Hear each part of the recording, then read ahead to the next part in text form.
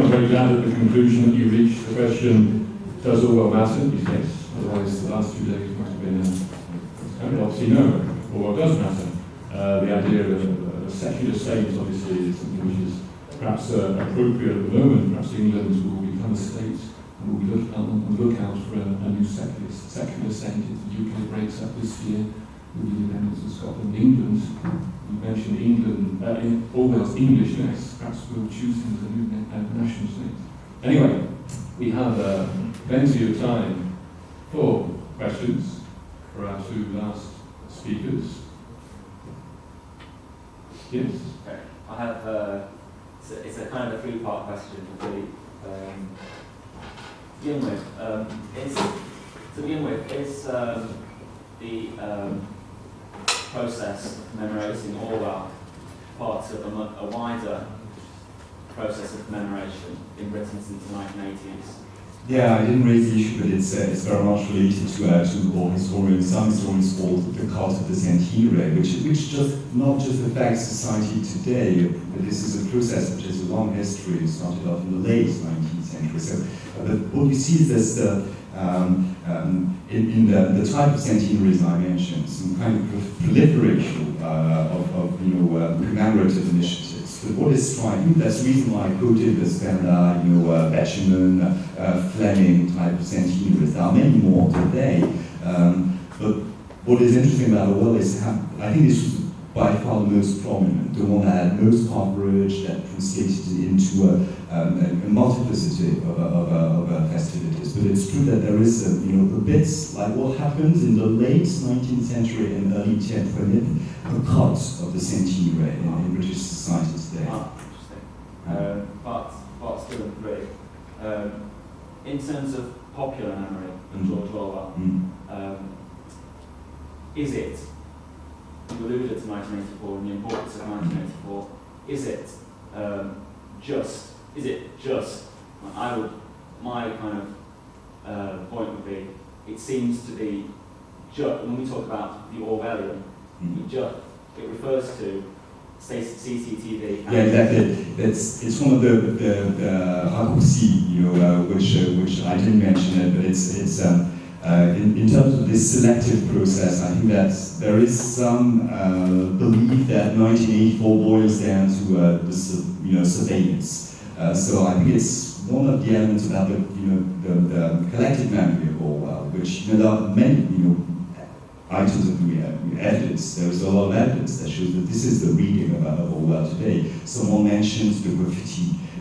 You have that sort of graffiti in London too. Orwell was right, and they show surveillance cameras. So I think it's part of this selective process because it tends to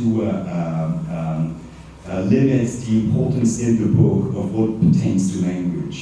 So I think this, part of this, partial reading, memory of what the book actually means. I think also beyond 1984, the rest of Orwell's work, maybe there's a kind of Animal Farm bit, and then but all the other stuff, all his essays and so on, regular ordinary folk. Art doesn't register. It's to preserve the educated middle classes who have this cultural knowledge.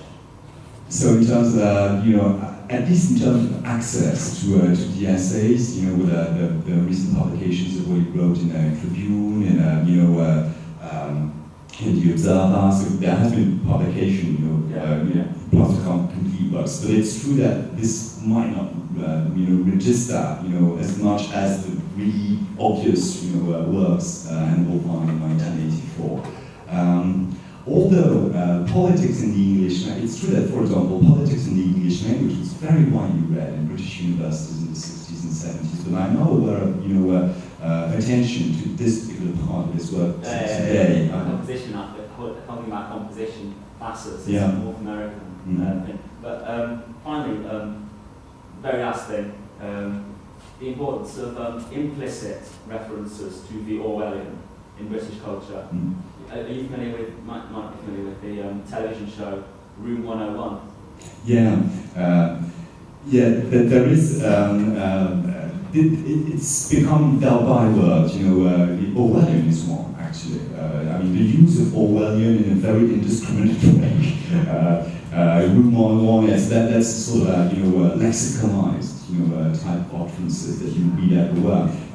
What I found interesting about Room 101 is in this sort of, celebration of Orwell is that the famous plaster cast was made for the centenary, which is now on exhibition at the V&A. So this would affect, the type of public that goes, to the V&A. But in terms of the vernacular, the sort of what you call implicit references, it's true that this is something that commentators often highlight. How those elements are, have become part of everyday language, basically. And Room 101, just to explain, is a show where celebrities have to convince the studio audience that their hates are actually detestable.